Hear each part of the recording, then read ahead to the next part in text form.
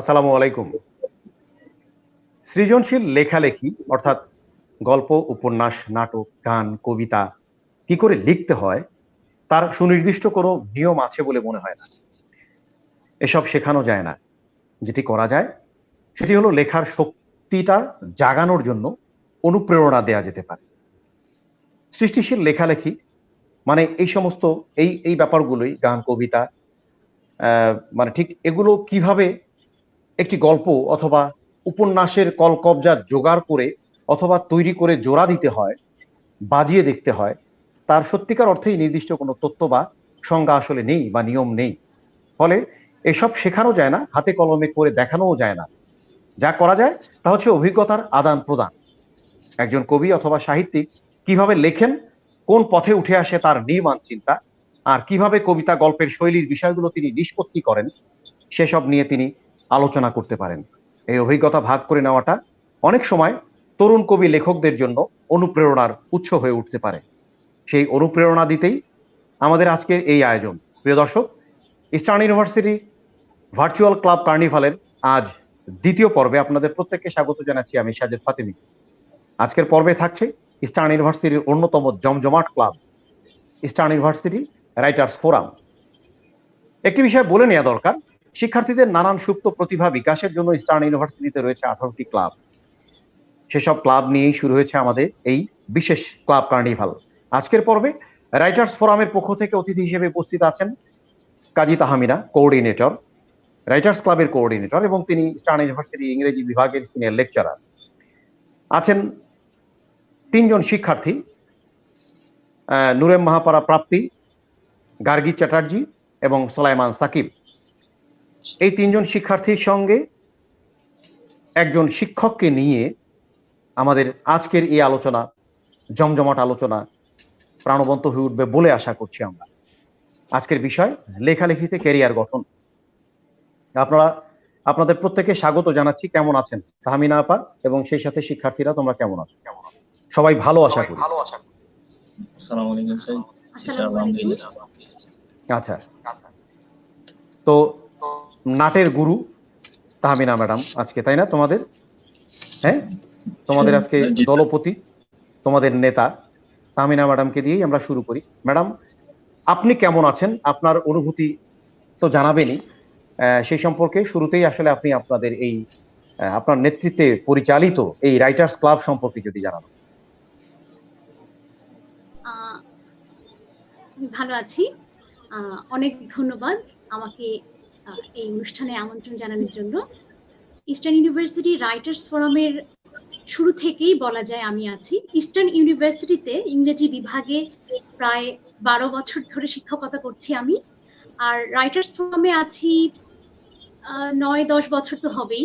আমি ঠিক মনে করতে পারছি না, কিন্তু ক্লাবের মোটামুটি শুরু থেকেই আমি এই ক্লাবের সাথে আছি।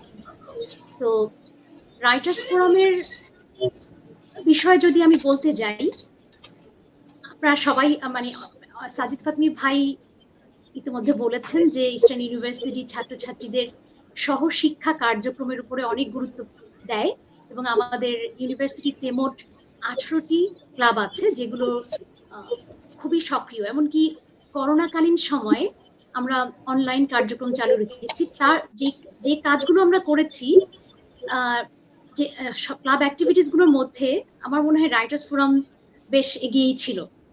আমরা তো সবসময় কার্যক্রম চালিয়ে যাই। যখন ইউনিভার্সিটি খোলা ছিল তখন যেমন আমরা সক্রিয় ছিলাম, করোনাকালীন সময়েও আমরা খুবই সক্রিয় ছিলাম। মোটামুটি শুরু থেকেই ছেলে মেয়েদের ভেতরে পাঠাভ্যাস তৈরি, পড়াশোনার দিকে, ক্লাসের পড়াশোনার বাইরে ব্যক্তিগত পড়াশোনা করে নিজেকে সমৃদ্ধ করা এবং লেখালেখির মাধ্যমে নিজেকে প্রকাশ করার যে চেষ্টাটা কম বেশি আমাদের সবার ভেতরেই আছে, সেই দক্ষতাটাকে, সেই চেষ্টাটাকে আরো বিকশিত করার জন্য রাইটার্স ফোরাম শুরু থেকেই চেষ্টা করে যাচ্ছে এবং নানামুখী কার্যক্রম নিয়েছে। আমরা অনেক সময় ক্লাসে যখন ছাত্রছাত্রী ছেলে মেয়েদেরকে যখন প্রশ্ন করি, ওরা এত চমৎকার করে বিভিন্ন মানে ক্লাসের পড়ার বাইরে এত চমৎকার ওদের চিন্তা ভাবনা এত সুন্দর করে প্রকাশ করে, তো সেই ভাবনাগুলোকে লিখায় রূপ দেওয়ার জন্য রাইটার্স ফোরাম সবসময় উদ্বুদ্ধ করে তাদেরকে। আর রাইটার্স ফোরামের আরো নানা কার্যক্রম আছে, সেগুলো নিয়ে হয়তো আমরা একটু পরে আসবো। হ্যাঁ। আমরা আমি একাই সব কথা বললে ফেললে তো হবে না। না, আমি ঠিক তাই, শুরু ঠিক তাই, করছি। ঠিক তাই, হ্যাঁ, সাজিদ ফাতমি ভাই, আমার মনে হয় ছেলে মেয়েদের কাছ থেকে আমরা একটু বেশি শুনি। ঠিক তাই। আপনাকে অসংখ্য ধন্যবাদ। আপনি তো বলেই দিলেন। তবে ওই যে কেঁচো গন্ডুস, মানে শুরুটা তো করতেই হয় প্রধান ব্যক্তিটাকে দিয়ে। ঠিক আছে, আমরা আপনার কথা আবার শুনবো। সাকিব, সাকিব পড়ছো আইন নিয়ে, তাই তো? আসসালামু আলাইকুম হ্যাঁ, স্যার। স্যার আমি ইংরেজি ডিপার্টমেন্টে 4th তুমি সেমিস্টারের স্টুডেন্ট। আচ্ছা, আচ্ছা, ইংরেজি ডিপার্টমেন্টে তুমি জি স্যার। ইংরেজি সাহিত্যের মানুষ। তুমি তো ইস্টার্ন ইউনিভার্সিটির এই রাইটার্স ফোরামের সদস্য, কমিটির যে সদস্য হিসেবেই আছো, নির্বাহী কমিটিতে। তোমার কাছে কি মনে হয়, তুমি কেন রাইটার্স ফোরামে আগ্রহী হলে? এখানে তো অনেকগুলো ক্লাব আছে, তাই না? সমস্ত অন্য ক্লাবে না গিয়ে তোমার কাছে এই রাইটার্স ফোরামটা কেন টানলো? কি এমন কারণ? আসলে রাইটার্স ফোরাম বলতে আমরা লেখালেখি নিয়ে মাথায় একটা আইডিয়া চলে আসে। তো স্যার রাইটার লেখালেখি নিয়ে মোটামুটি আগ্রহ আছে এবং পড়ার প্রতিও ছোটবেলা থেকে মোটামুটি বেশ আগ্রহ আছে। তো সেক্ষেত্রে ক্লাস চলাকালীন সময়ে একদিন যখন আমাদের তাহমিনা ম্যাম আমাদেরকে বলল রাইটার্স ফোরামের কথা, তখন আমি খুব উদ্বুদ্ধ হই।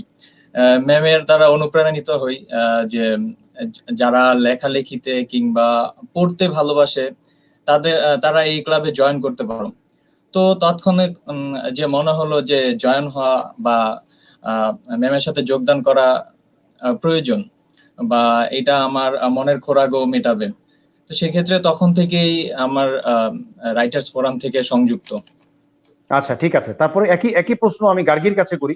গার্গী তো ইস্টার্ন ইউনিভার্সিটি ক্যাম্পাসের অন্যতম একটা প্রিয় মুখ। গার্গী খুব ভালো আবৃত্তি করে। গার্গী রাইটার্স ফোরামে যুক্ত হলে কি কারণ?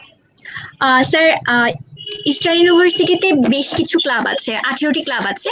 তো আমি রাইটার্স ফোরামের পাশাপাশি অন্য যেমন কালচারাল ক্লাব, ডিবেট ক্লাব এগুলোর সাথেও যুক্ত। তবে রাইটার্স ফোরামের সাথে আমার একটু মানে জড়িয়ে যাওয়াটা বেশি। কারণ হচ্ছে স্যার, আমার বরাবরই স্যার পড়ার দিকটা ভাল লাগে। আমি ছোটবেলা থেকে গল্পের বই পড়তাম।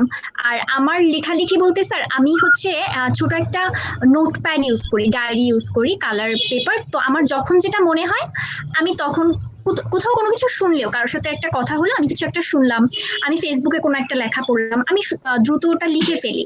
তো এগুলো আমি লিখে আমি নিজের কাছে রাখতে পছন্দ করি। তো রাইটার্স ফোরামে যখন আমি যুক্ত হই, তখন এটা ছিল একটা চিঠি উৎসব দিয়ে আমার যুক্ত হওয়া। ওখান থেকে মানে বরণের মাধ্যমে রাইটার্স ফোরাম আমাকে বরণ করে নেয়।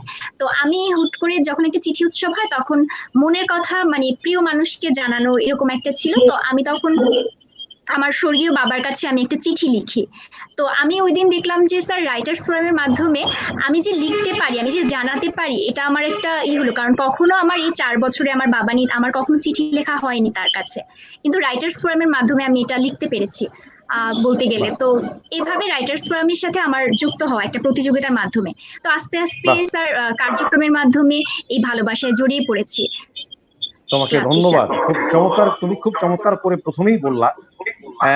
একটা চিঠি, মানে চিঠির কথা বললে, সেই সাথে তারও আগে বললে আমি এই কাজটা করি। মানে হয়তো গাড়ি চালাচ্ছি, আমার সিটের পাশেই রাখি আমি একটা কলম থাকে, একটা প্যাড থাকি আমার।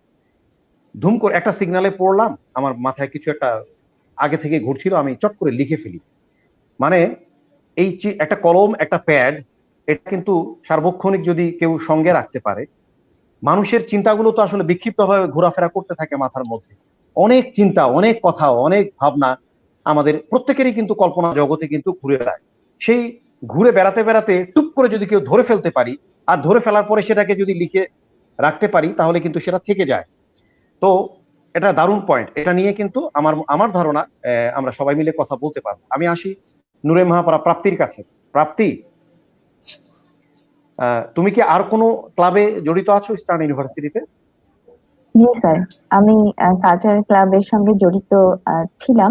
আচ্ছা, আচ্ছা। আমি ইস্টার্ন ইউনিভার্সিটি থেকে আমার এলএলবি সম্পন্ন করেছি এবং এখন এলএলএম করছি আইন বিভাগে। তো ইস্টার্ন এই ক্লাবের সঙ্গে সম্পৃক্ততা তোমার কবে থেকে, কেন, কি ইস্টার্ন কারণ? ইউনিভার্সিটিতে যোগদান করার পরে মানে পড়তে আসার পরে এটি আমার প্রথম ক্লাব যেখানে আমি সদস্য হিসেবে যোগদান করি। এবং প্রথম সেমিস্টারেই তখন একটি প্রতিযোগিতার আয়োজন হয় ঘুরে দাঁড়ানোর গল্প। এবং আমার জীবনে আসলে বিষয়টি এত ওতপ্রোতভাবে মিলে যায়, আমার নিজেরও ঘুরে দাঁড়ানোর অনেক গল্প আছে। সেখান থেকে আমার মনে হয় যে আমি এই জায়গা থেকে আমার কথাগুলো লিখে ফেলতে পারি। এবং সেই প্রতিযোগিতায় দ্বিতীয় স্থান অর্জন করার মাধ্যমেই রাইটার্স ফোরামে আমার জড়িয়ে যাওয়া। আচ্ছা, আর যদি ঠিক বলি আছে। যে রাইটার্স ফোরামে কেন আসা, হুম। তাহলে বলতে হয় যে আসলে ছোটবেলা থেকে পড়ার অভ্যাস তৈরি করে দিয়েছিলেন আমার বাবা মা। একদম পড়তে শেখার বয়স থেকে প্রত্যেক জন্মদিনে যে কয় বছর হলো আমার, সে কটি করে বই ছিল আমার উপহার। তো এই যে পড়ে নিজের মতো করে একটু লিখে রাখা, বা খারাপ সময় এবং ভালো সময় এই দুটো সময় কিন্তু মানুষ চিন্তা করে লেখার যে অভ্যাসটা এটা তৈরি করে বলে আমার মনে হয়। তো সেই জায়গা থেকে আমার আসলে লেখালেখির চর্চায় আসা এবং রাইটার্স ফোরামে আসা। ধন্যবাদ, ধন্যবাদ, খুব চমৎকার করে বললে। আমি তাহমিনা আপার কাছে যাই। আপা, আপনি যেহেতু আমরা বলেছি শুরুতেই আপনার নেতৃত্বে চলছে এই ক্লাব, 8-10 বছর হয়ে গেল আপনি এটার সাথে জড়িত।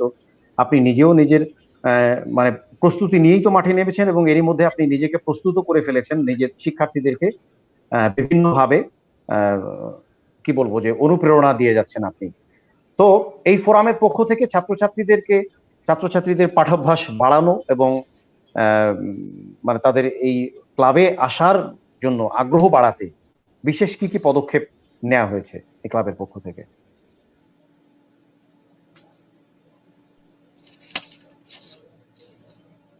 আপনার কথা শুনতে পাচ্ছি না। এখন শোনা যাচ্ছে? হ্যাঁ। আচ্ছা, আমরা প্রথমেই বলেছিলাম যে এই ক্লাবটা হচ্ছে ইউনিভার্সিটির সবগুলো ক্লাবের মধ্যে অন্যতম সক্রিয় একটা ক্লাব। রাইটার্স ফোরাম নানা সময় প্রায় প্রত্যেক সেমেস্টারেই এক বা একাধিক প্রতিযোগিতা আয়োজন করে ছাত্রছাত্রীদের জন্য। আমরা ঘুরে দাঁড়ানোর গল্প, তারপরে লিখি শৈশব, এরপরে চিঠি উৎসব, দূরে যাওয়ার গল্প, এরকম নানা শিরোনামে নানা প্রতিযোগিতা আয়োজন করেছি, যেখানে ছেলেমেয়েরা তাদের জীবন থেকে নেয়া নানা গল্প লিখেছে, প্রতিযোগিতা অংশগ্রহণ করেছে এবং আমরা বেশিরভাগ সময়ই খুব ভালো সাড়া পেয়েছি। আমার কাছে মনে হয়েছে যে আমাদের ছেলেমেয়েরা এখন অনেকেই অনেক বেশি সোশ্যাল মিডিয়া কিংবা ডিভাইস নির্ভর হয়ে যাওয়ায় তাদের ভেতরে লেখালেখির অভ্যাস কিছুটা বোধহয় কমে যাচ্ছে। তো কিন্তু তাদেরকে যদি উৎসাহ দেয়া হয় নানা রকম প্রতিযোগিতার মাধ্যমে, কিংবা তাদেরকে যদি উদ্বুদ্ধ করা হয় যে মনের কথা লিখে প্রকাশ করলে আমাদের ভাবনাগুলো যেমন গুছিয়ে আমরা বলতে পারি, তেমনি আমাদের এই লেখালেখির যে অভ্যাসটা এটা আমাদের পেশাগত জীবনেও কাজে লাগবে। কিংবা যারা ভবিষ্যতে লেখক হতে চায়, লেখক হতে হলে তো আসলে এক রাতারাতি লেখক হওয়া যায় না, লেখক হতে হলেও তো একটা প্রস্তুতির ব্যাপার আছে। লেখক হওয়ার সাথে পঠন পাঠন পাঠাভ্যাস এগুলো সবকিছু মানে একটা সংযোগ আছে। এবং আমার মনে হয় যে ছেলেমেয়েরা যদি একটু একটু করে লেখার সাথে সংযুক্ত থাকে, তাহলে তাদের ভেতরে লেখার দক্ষতা বা ক্ষমতা যেমন বাড়বে, তেমনি করে অন্যান্য নানা রকম সময় নষ্ট করার প্রবণতাও তাদের ভেতরে কমবে। আমরা যখন কোনো একটা বই পড়ি, আমরা যদি বইয়ের নেশায় পড়ে যাই। আচ্ছা, হ্যাঁ, বিশেষ কি কি উদ্যোগ নিয়েছেন মানে শিক্ষার্থীদেরকে এই রাইটার্স ফোরামের সঙ্গে সম্পৃক্ত থাকতে এবং এখানে তাদের মনোযোগ সহকারে কাজগুলো করতে বিশেষ কি কি উদ্যোগ নিয়েছেন? এটা তো গেল কিছু গল্প, যেটা বললাম, আমরা যেমন প্রতিযোগিতার আয়োজন করেছি, আমরা নিয়মিত একসময় পাঠচক্র করতাম। আমরা কিছুদিন ধরে শুরু করেছিলাম পাঠচক্র, যদিও আমরা করোনার কারণে কিংবা এর আগেও মাঝে মাঝেই ঠিকভাবে চালিয়ে যেতে পারিনি। কিন্তু আমাদের গত মিটিংয়েই কথা হয়েছে ক্লাবের সদস্যদের সাথে যে ইউনিভার্সিটি খোলার সাথে সাথেই আমরা আমাদের পাঠচক্রের যে আয়োজন সেটা আমরা নিয়মিত রাখার চেষ্টা করব। আর প্রতিযোগিতাগুলো আমার কাছে মনে হয় ছেলে মেয়েদেরকে অনেক বেশি উৎসাহিত করে, কারণ প্রতিযোগিতায় নানা রকম আকর্ষণীয় পুরস্কার থাকে এবং ছেলেমেয়েরা কোনো একটা প্রতিযোগিতায় যদি বিজয়ী হয় এটা তাদেরকে অনুপ্রাণিত করে আরো বেশি করে লেখার ব্যাপারে। আমরা রাইটার্স ফোরামের পক্ষ থেকে 2012 এবং 2016 সালে দুটো বড় বইমেলার আয়োজন করেছি। এবং আমি যতদূর জানি 2012 সালে আমরা যখন প্রথম ইস্টার্ন ইউনিভার্সিটি বইমেলা আয়োজন করলাম, সেটা ছিল আসলে কোনো প্রাইভেট ইউনিভার্সিটির আয়োজন করা প্রথম বইমেলা। এবং সেখানে আমরা আমরা 3 দিন ব্যাপী যে বইমেলার আয়োজন করেছিলাম, সেখানে আমরা প্রচুর সাড়া পেয়েছি ছাত্র, শিক্ষক সবার কাছ থেকে। এবং আরো নানাভাবেই আমরা চেষ্টা করি, সদস্য সংগ্রহ অভিযান হয় আমরা। আচ্ছা, ধন্যবাদ।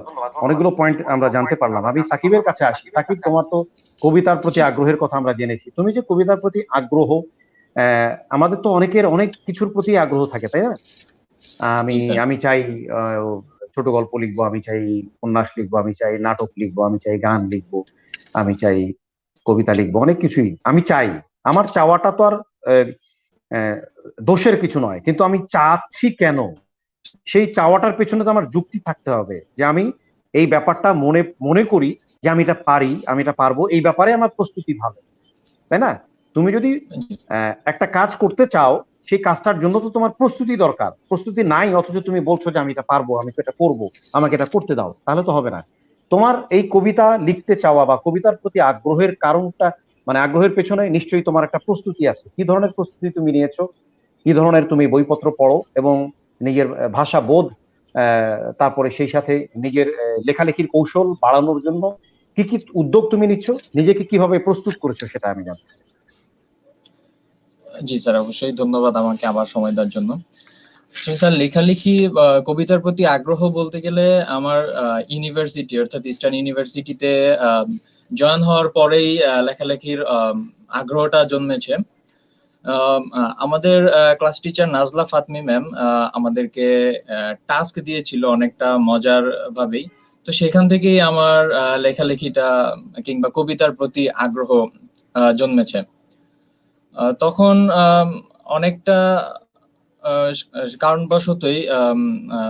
কারণবশত বললে ভুল হবে, অনেকটা আগ্রহের সাথে আমরা অনেকেই কবিতার মধ্যে আগ্রহ প্রকাশ করেছি এবং করোনাকালীনের জন্য আমরা সেটা ভালো মতন উপস্থাপন কিংবা করতে পারিনি। তো সেখান থেকে আমার লেখালেখি কিংবা কবিতার প্রতি আগ্রহ জন্মেছে। আর ভাষাগত দিক দিয়ে বলতে গেলে কবিতার প্রতি যেটা মূল বিষয়, কবিতা পড়ার ক্ষেত্রে তুমি কবিতা কার কবিতা পড়ো, নিয়মিতভাবে কার কবিতা পড়ো, যেখান থেকে তুমি সমৃদ্ধ হতে পারো বলে মনে করো? অবশ্যই কাজী নজরুল ইসলাম, তারপর জীবনানন্দ দাশ, তাদের কবিতাগুলো অনেকটা অনুপ্রাণিত করে। সেক্ষেত্রে তাদের ভাষাগত দিক দিয়ে যদি বিবেচনা করা হয়, তাদের ভাষাগুলো অনেকটা সমৃদ্ধ এবং একজন লেখক কিংবা কবিতা লেখার ক্ষেত্রে সেই জিনিসটা খুবই ভাষাগত দিক দিয়ে এবং ভাষা সমৃদ্ধ শব্দ ভান্ডারের জন্য কবিতার জন্য শব্দ ভান্ডারটা খুবই গুরুত্বপূর্ণ। যেমন কবিতা লিখলেই তুমি শব্দ ভান্ডার প্রস্তুত করার জন্য, শব্দ ভান্ডার তৈরির জন্য কি কি ধরনের বই পড়ছো? মানে তোমার নিজেকে সমৃদ্ধ করা আপাতত, হ্যাঁ, তোমার দরকার হচ্ছে তোমার নিজেকে সমৃদ্ধ করা, মাঠে নামার জন্য প্রস্তুতি, সেই প্রস্তুতি তুমি ঠিকঠাক মতো নিচ্ছ তুমি মনে করছো, তাই তো? হ্যাঁ, অনেকটা বলা যায় স্যার। আচ্ছা, প্রস্তুতি, হ্যাঁ, এটাই হচ্ছে তোমার কাছে জানতে চাওয়া, যে আমি হুট করে চাইলেই কিছু একটা হবে তা তো না, আমাকে নিজেকে প্রস্তুত করতে হবে। ঠিক আছে প্রাপ্তি, আচ্ছা গার্গীর কাছে আসি। গার্গী, তোমার কাছে কি মনে হয় যে তুমি তো এমনিতেই খুব চমৎকার আবৃত্তি করো, আমরা শুনেছি তোমার আবৃত্তি এর মধ্যে, আর হচ্ছে যে তুমি নিজেও লেখালেখি করো, তোমার চিঠির কথা জানলাম। হ্যাঁ, তোমার কাছে কি বিশেষ কোনো কৌশল অবলম্বন করা দরকার লেখালেখির ক্ষেত্রে? তোমার কাছে কি মনে হয় যে, বা ঠিক কোন কোন স্টাইল, তুমি একটা নতুন কিছু যদি করতে চাও, তাই না, তার মানে তোমাকে পুরনো কিছু পড়তে হবে, পড়ে পড়ে পড়ে পড়ে পড়ে সেখান থেকে তুমি নতুন কিছু আবিষ্কার করতে পারো। হ্যাঁ, কোনো কিছু গড়ার জন্য পুরনো গুলোকেও আসলে ভাঙতে হয়। তোমার প্রস্তুতিটা কেমন এক্ষেত্রে, বলো তো? স্যার, আসলে হয় কি যে আমি পড়েছি, কিছু পড়ছি এখনো, তো তার থেকে বড় কথা, আমাদেরই একজন শ্রদ্ধেয় শিক্ষক আমাকে 2018 সালে একটা কথা বলেছিলেন। আমাদের ইস্টার্ন ইউনিভার্সিটির শিক্ষক, উনি মাঝে আমাদের বিশ্ববিদ্যালয় থেকে অন্য বিশ্ববিদ্যালয়ে চলে গেছেন, ইরফান স্যার। তো উনি একদিন আমাকে বলছিলেন, আমি লাইব্রেরি থেকে পড়ে বের হচ্ছিলাম, তখন আমি ভার্সিটিতে ভর্তি হইনি, বাট আমি আগে থেকেই 4 মাস আগে থেকে ভর্তি হওয়ার পর, মানে অ্যাডমিশন নেওয়ার পর থেকে যেতাম। তো স্যারের সাথে একদিন কথা হচ্ছিল, সাথে আমাদের সিনিয়র কিছু ভাইয়ারাও ছিলেন। তো উনি বলছেন যে আমাকে, যে বই পড়ো ভালো, কিন্তু বই পড়ার থেকে মানুষের সাথে কথা বলো। তুমি যত মানুষের সাথে কথা বলবে, মানুষের সাথে ইন্টারেক্ট করবে, তখন তোমার হচ্ছে কিছু লেখার বা তোমার মধ্যে চিন্তাগুলো আসবে। তো এরপর আমি কোথায় যেন একটা একটা যে কোনো একটা ব্লগে একটা লেখা পড়েছিলাম যে মানুষ হচ্ছে বইয়ের মতো। প্রথম দিনের পরিচয় একটা হচ্ছে তার কভার পেজটা দেখা যায়, এরপর আস্তে আস্তে আস্তে আস্তে মিশতে মিশতে মানুষের সাথেই হয়। তো আমি স্যার আমার লেখালেখির ক্ষেত্রে আমি যখনই যেটা কিছু আমার মাথায় আসে আমি ছোট করে লিখে রাখি। এটা অনেকটা বলা যায় জীবন দর্শনের মতো লিখে রাখি। তখন হচ্ছে আমি না মানুষকে দেখি, তারপর তার সাথে পরিচয়, নতুন মানুষকে দেখি, বিশেষ করে দেখতে দেখতে আমার মনে হয় যে এই মানুষটার নেচারটা এরকম, মানুষের সাথে কথা বলার পর কেমন লাগে বা তার কাছ থেকে আমি কতটুকু শিখলাম, এটা দেখে দেখে স্যার, পরিস্থিতি পরিবেশ দেখে দেখে স্যার আমি লেখার চেষ্টা করি। এবং আমার মাঝে মধ্যে মনে হয় যে এক মানুষের সাথে কথা বললে, মানুষের সাথে মিশলে বা চারপাশ দেখলে পর স্যার লেখার অনেক আইডিয়া আসে। আর স্যার লেখার মধ্যে ভাইয়া যেটা বললেন শব্দ ভান্ডারের প্রয়োজন, এটা আসলে আমরা পড়তে পড়তে শব্দ ভান্ডারটা আমাদের প্রস্তুত হয়। তো ওইভাবে ছন্দ মিলাতে বা হচ্ছে লিখতে স্যার আমি সবসময় মানুষের সাথে কথা বলা বা কার সাথে কি কথা হয়েছে, একা একা কি ভাবছি, এগুলোকে বেশি আমি স্যার প্রাধান্য দিই। ঠিক তাই, ঠিক তাই। ধন্যবাদ, ধন্যবাদ, খুব চমৎকার। এই যে তুমি বললে যে মানুষকে পড়া, তাই না? এটা কিন্তু আমরা যদি বলি যে রবীন্দ্রনাথ ঠাকুরের পড়াশোনার ছিল ব্যাপক, তিনি যত পড়েছেন লিখেছেন হয়তো তার চেয়ে বেশি। আবার বিদ্রোহী কবি কাজী নজরুল ইসলামের ক্ষেত্রে যেমন ব্যাপারটা, তিনি ছিলেন একেবারে উড়ুক্ষ স্বভাবের, তাই না? বিদ্রোহী মানুষ একেবারে। তিনিও কিন্তু প্রচন্ড দারিদ্র্যের মধ্য দিয়ে জীবন চালিয়েছেন, সংগ্রাম করতে হয়েছে তাকে ব্যাপক, কিন্তু তারপরেও কিন্তু তার পড়াশোনাটা থমকে ছিল না, পড়াশোনা কিন্তু ব্যাপকভাবে চালিয়েছে। আবার তুমি যদি বলো যে জীবনকে পড়ার যে বিষয়টা, যে লালনের ক্ষেত্রে কিন্তু দেখা যায় অন্য, লালন সাঁইজি আমাদের বাউল সাধক, তাই না? তো লালন সাঁইজি কিন্তু বেশি পড়াশোনা করার সুযোগ পাননি, তিনি মানুষের জীবন পড়েছেন। তার মানেটা হচ্ছে যে জীবন পড়তে পারা, জীবন থেকে শিক্ষা নেয়ার বিষয়টা কিন্তু আরো অনেক বেশি গুরুত্বপূর্ণ। তোমার কাছে কি মনে হয় নূরে মহাপারা প্রাপ্তি, তুমি জীবনটাকে কিভাবে দেখো এবং জীবন থেকে কিভাবে তুমি অর্জন করো, মানে নিজেকে সমৃদ্ধশালী করে তোলার ক্ষেত্রে জীবন থেকে কি কিভাবে তুমি শিক্ষা নিচ্ছ? প্রাপ্তি। আমি গার্গীর কথার সঙ্গে একেবারেই একমত। মানুষ আসলেই একটি বইয়ের মতো। প্রথম দিন যেদিন দেখা হলো একটি মানুষের সঙ্গে, দ্বিতীয় দিন দেখা হলে দেখা যাবে যে প্রথম দিন যে ধারণা হয়েছিল, দ্বিতীয় দিন সে ধারণায় হয় পরিবর্তন আসবে অথবা সেখানে সমৃদ্ধি ঘটবে। তো জীবন থেকে নেয়ার বিষয়টি হচ্ছে, আমরা যদি সামাজিক মাধ্যমের কথাই বলি, মানুষ কিন্তু এখন লেখে। আমি মনে করি যে লেখার চর্চা সামাজিক মাধ্যম দিয়ে হলেও মানুষ কিন্তু এখন লেখে। যে কোনো তার নিজের ব্যক্তিগত কোনো অনুষ্ঠান, কোনো ভালো লাগা, কোনো খারাপ লাগা, মানুষ এখন মানুষের সঙ্গে সেটি ভাগ করে নিতে পছন্দ করে সামাজিক যোগাযোগের মাধ্যম দিয়ে। তো জীবন থেকে যদি লেখার জায়গাটি বলি, তাহলে আমার এভাবেই বলতে হবে যে আমিও ঠিক গার্গীর মতো করেই অনুসরণ করি। আমার সঙ্গে সবসময় লেখার একটি খাতা এবং একটি কলম থাকে, যেভাবে সকলেই লেখে আর কি। যে কোনো একটি বিষয় দেখলাম, সেখান থেকে বা কারোর সঙ্গে কথা বললাম। যেমন এই কিছুদিন আগে আমার এক শিক্ষকের সঙ্গে কথা হচ্ছিল একটি নির্দিষ্ট বিষয়, সেখান থেকে আমি জেনে আসলাম যে ফরাসির একমাত্র লেখক যার নাম মুফাসা, তার মা চেয়েছিলেন যে তিনি লেখকই হবেন। এবং শিক্ষকের সঙ্গে আলোচনায় আমি জানলাম যে একটি বই, সেখান থেকে ছোট করে একটি প্যারাগ্রাফ এবং সেই গল্পকে এক লাইনে লিখতে বলা, তার মা চেয়েছিলেন যে মুফাসা শুধুমাত্র লেখক হবে। তো এই যে কথা বলার মাধ্যমে যে আসলে আমাদের অর্জনটা হয়, এটা আমরা সহজে ভুলি না। ঠিক তাই, ঠিক তাই, ভালো বলেছো। গিদা মোপাসা, তাই না? মানে পৃথিবীর, তাকে বলা হয়ে থাকে যে বিশ্ব সাহিত্যে সর্বকালের সর্বশ্রেষ্ঠ চারজন ছোট গল্পকারের মধ্যে তিনি একজন, জি, মোপাসা।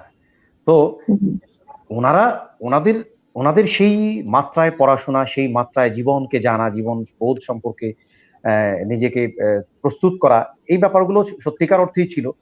আমাদের ঠিক আমরা যেভাবে জীবন যাপনে অভ্যস্ত, আমাদের ঠিক সেই জীবন আসলে কতটুকু আমাদের লেখালেখিকে প্রভাবিত করতে পারে বা লেখালেখির রসদ আমরা সংগ্রহ করতে পারি, সেটা কিন্তু বিবেচনা সাপেক্ষ, প্রশ্ন সাপেক্ষ। আমি তাহমিনা আপার কাছে আসি। তাহমিনা আপা, এই যে আমাদের কিন্তু আজকে বিষয় বস্তু হচ্ছে লেখালেখিতে ক্যারিয়ার গঠন। মানে আমাদের এই যে 3 জন ছেলে মেয়ে এখানে আজকে শিক্ষার্থী যারা অংশগ্রহণ করেছে এবং আপনি শিক্ষক হিসেবে আছেন, আপনার কাছে কি মনে হয় লেখালেখি করার ক্ষেত্রে ওরা ওদের ক্যারিয়ার গঠনের জন্য এই লেখালেখিকে কিভাবে কি বলবো, যে লেখালেখিটাকেই কিভাবে ক্যারিয়ারের অন্যতম অবলম্বন হিসেবে নিতে পারে? আপনার কি টিপস? আচ্ছা, লেখালেখিতে ক্যারিয়ার গঠন এই বিষয়ে আসলে পরামর্শ দেওয়ার মতো অবস্থায় আমি এসেছি কিনা আমি একটু সন্দিহান। তো আমি আমার সীমিত অভিজ্ঞতা থেকে বলছি। আমার কাছে মনে হয় রাইটার্স ফোরামের মূল জায়গাটা কিন্তু ক্রিয়েটিভ রাইটিং, সৃজনশীল লেখালেখি। হ্যাঁ, আমাদের মনের যে সমস্ত ভাবনা আমরা একদম নিজের অনুভূতি থেকে শুরু করে হ্যাঁ মৌলিক যে লেখালেখি সেটার চর্চাই কিন্তু মূলত রাইটার্স ফোরামের উদ্দেশ্য ছিল। কিন্তু যখন আমরা যে কোনো লেখক যখন কিছু লিখবেন, সেটা মৌলিক হোক কিংবা তার একাডেমিক কাজের জন্য হোক, পড়াশোনার জন্য হোক, যে কোনো লেখার অভ্যাসে কিন্তু তার ভেতরে দক্ষতা বাড়াবে। সে লেখাটা বাংলায় হোক কিংবা ইংরেজিতে হোক, একটা ছাত্র বা ছাত্রী যখন লেখালেখি বা পড়াশোনার সাথে জড়িত থাকবে, তার ভেতরে কিন্তু নিজেকে প্রকাশ করার, গুছিয়ে প্রকাশ করার দক্ষতা যেমন বাড়বে, তেমনি তার লেখার যে ভঙ্গি বা কিংবা তার যে লেখার ভেতরে ভাষাগত যে দক্ষতা, এগুলোও কিন্তু বাড়বে। হ্যাঁ, তো এখন আমাদের দেশে তো নানা রকম পত্রপত্রিকায় ফিচার লেখক থেকে শুরু করে আরো মানে লেখালেখির সাথে সংশ্লিষ্ট হ্যাঁ অনেক রকম পেশাও আছে। এখন যারা লেখালেখি করছে, যদিও আমরা মৌলিক লেখালেখির উপরেই গুরুত্ব দিচ্ছি, কিন্তু আমার কাছে মনে হয় লেখালেখির যে অভ্যাসটা, সেটা তাদেরকে পরবর্তী জীবনে সবভাবেই সাহায্য করবে। যেমন যিনি এখন মৌলিক লিখছেন বাংলায় অথবা ইংরেজিতে, তার প্রাতিষ্ঠানিক পড়াশোনার ক্ষেত্রেও কিন্তু তার এই দক্ষতা কাজে দেবে। এবং যারা লেখালেখি করছে তারা যদি ভবিষ্যতে দৈনিক পত্রিকাগুলো কিংবা অনলাইন পত্রিকাগুলোতে যোগ দিতে চায়, তারা কিন্তু তাদের এই অভিজ্ঞতাগুলো দেখাতে পারবে। যেমন কেউ যদি এখন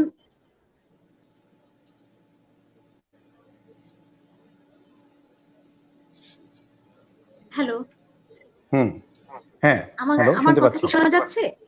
হ্যাঁ, শুনতে পাচ্ছি। আচ্ছা আচ্ছা, আমি ভেবেছিলাম বিচ্ছিন্ন হয়ে গিয়েছি। তো যা বলছিলাম, তো পত্রপত্রিকা থেকে শুরু করে আরো নানা জায়গায় তারা তাদের সৃজনশীল লেখালেখির অভিজ্ঞতা যেমন করে কাজে লাগাতে পারবে, তেমনি তারা অন্য যে কোনো পেশাই যাক না কেন, যারা ভালো লেখে, যাদের শব্দ ভান্ডার উন্নত সমৃদ্ধ, কিংবা যাদের বাক্য গঠন সম্পর্কে ভালো ধারণা আছে, বাংলা হোক ইংরেজি হোক যে কোনো ভাষায়, তারা কিন্তু কর্মক্ষেত্রেও ভালো করবে। এবং আমরা একটা কথা সবসময় বলি যে পড়াশোনা করা মানে কিন্তু একটা সার্টিফিকেট বা শুধু একটা ডিগ্রি অর্জন করা না, নিজে মৌলিকভাবে ভাবতে শেখা, নিজেকে প্রকাশ করতে শেখা, নিজের জীবন যাপন এবং সবকিছুতে এক ধরনের সক্রিয়তা বা স্বাতন্ত্র্য অর্জনও কিন্তু পড়াশোনার উদ্দেশ্য। তো আমার কাছে মনে হয় যারা মৌলিক লেখালেখিতে আগ্রহী এবং যারা পড়ে, তাদের ভেতরে এক ধরনের বোধের জন্ম হয়, তাদের ভাষাগত দক্ষতা অনেক বেড়ে যায় এবং এগুলো কিন্তু তাদের পেশাগত জীবনেও ভূমিকা রাখবে। অনেক ধন্যবাদ, অনেক ধন্যবাদ আপনাকে। ঠিক তাই, ঠিক তাই। আমি একটু 2-4টা কমেন্ট পড়ি। অনেকে অনেক ধরনের কথা লিখছেন, খুব ভালো। একজন লিখেছেন আরিফুল ইসলাম, স্যার শব্দ ভান্ডারের জন্য কি কোনো লেখককে অনুসরণ করা অপরিহার্য? আসলে এটা একটা খুব ভালো প্রশ্ন আমার কাছে মনে হয়। তবে মানে লেখককে আমি লিখতে চাই বা আপনি লিখতে চান, সেটার জন্য একটা লেখাকেই অনেক বেশি, অনেক ভিন্ন ভিন্ন ভাবে যখন আমরা লিখব, মানে প্রত্যেকেরই তো আসলে প্রকাশভঙ্গি আলাদা। হয়তো বাংলা ভাষাতেই লিখছি, এক একজন কবি, এক একজন সাহিত্যিক, একটা তাদের প্রত্যেকের আলাদা নিজস্বতা আছে। সেই স্বকীয়তা আছে। তো সেই স্বকীয়তা প্রতিষ্ঠা করার জন্য আমি ওই ওনার প্রশ্নের জবাবে এতটুকু যেটা বলতে চাই যে সেই স্বকীয়তা প্রতিষ্ঠা করার জন্য আপনাকে অনেক বেশি ভাবতে হবে, লিখতে হবে। একই কথা অনেকভাবে যে বলা যায় সেই বিষয়টা, সেই কৌশলটা কিন্তু রপ্ত করতে হবে।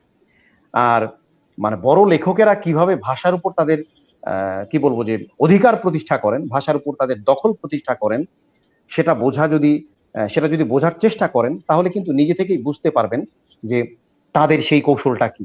আমার মনে হয় সেক্ষেত্রে আপনি অবশ্যই আপনাকে শব্দ ভান্ডার বাড়ানোর জন্য ওই একটা লেখাকেই অনেকভাবে লেখার যে কৌশল, সেই কৌশলটা রপ্ত করা সবচেয়ে বেশি জরুরি এবং বেশি করে পড়তে হবে। এতটুকুই আপনাকে আমার সত্যিকার অর্থে আপনাকে পরামর্শ দেওয়ার জন্য আমি বসিনি। আমার কাছে মনে হলো যে এই ব্যাপারটা আপনার সাথে শেয়ার করা যেতেই পারে। তাজকেরা সুলতানা চৌধুরী, তাজকেরা সুলতানা সীমা, তিনি লিখেছেন গুড এনজয়িং। তিনি বাংলাদেশের প্রথম নারী ইউরোলজিস্ট, আমাদের বন্ধু। অসংখ্য ধন্যবাদ আপনাকে তাজকেরা। আপনি দেখছেন অর্পিতা তুষি, প্রাপ্তি দিদি গান শুনতে চাই। হ্যাঁ তাই তো, আসলে তো অনেকক্ষণ ধরে অনেক, হ্যাঁ ভালো কথা। অর্পিতা তুষিকে অসংখ্য ধন্যবাদ। অনেকক্ষণ ধরে অনেক শক্ত শক্ত কথা হচ্ছে, তাই না? অনেকে হয়তো খুব বিরক্ত হচ্ছে, আরে কি রে, কি ধরনের এরা পেঁচাল পারে, কি কি হবে, তাই না? আচ্ছা ফাইন, প্রাপ্তি তোমার কাছে একটা গান শুনে আসি, এটা গেয়ে ফেলো তো প্রাপ্তি। ধন্যবাদ স্যার। একটু বৈচিত্র্য আনো। এখানে আমি দুটি কথা বলতে চাই এই গানটি গাইবার পূর্বে। সেটি হুম, হচ্ছে যে লেখালেখি আসলে আমি যদি এভাবে চিন্তা করি, আমার পরিবার থেকেও আসা। আমার বাবার দাদা লেখক ছিলেন এবং আমার মা লেখেন। হুম, আমার মা নিয়মিত গান লেখেন এবং আমি ভাষার মাস আহ, আজকে যে গানটির অল্প অংশ শোনাতে চাই সেটি আমার মায়েরই লেখা এবং আমি চেষ্টা হুম, করেছি এটিকে একটি হুম, গান তৈরি করার। আমি হুম, অল্প হুম, চেষ্টা করছি। আচ্ছা।